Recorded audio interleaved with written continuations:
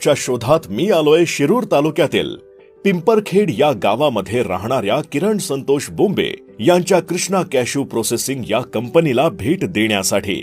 Food टेक्नॉलॉजीचं शिक्षण पूर्ण झाल्यानंतर त्यांना स्वतःचा काहीतरी नवीन स्टार्टअप करायचा होता, म्हणून त्यांनी मार्केटचा सर्वे करून तसेच फूड प्रोसेसिंग क्षेत्रातील अनुभव पाठीशी घेत स्वतःच्याच गावात काजू प्रोसेसिंगचा व्यवसाय सुरू केला। गेली 5 वर्ष ते हा व्यवसाय करत असून मार्केटमध्ये चांगलंच नाव केलंय। काजू बनवण्यासाठी सर्वात आधी सीझन नुसार कोकणातून किंवा बाहेरील देशातून कच्चा माल खरेदी केला जातो।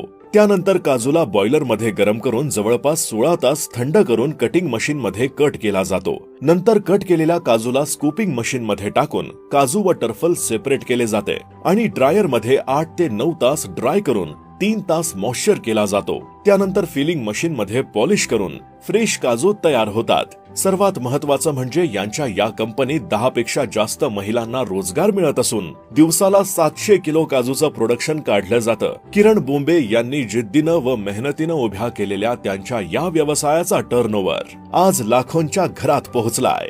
तर त्यांचा हा स्टार्टअप तुम्हाला कसा वाटला कमेंट मध्ये नक्की सांगा आणि आम्हाला फॉलो करायला विसरू नका।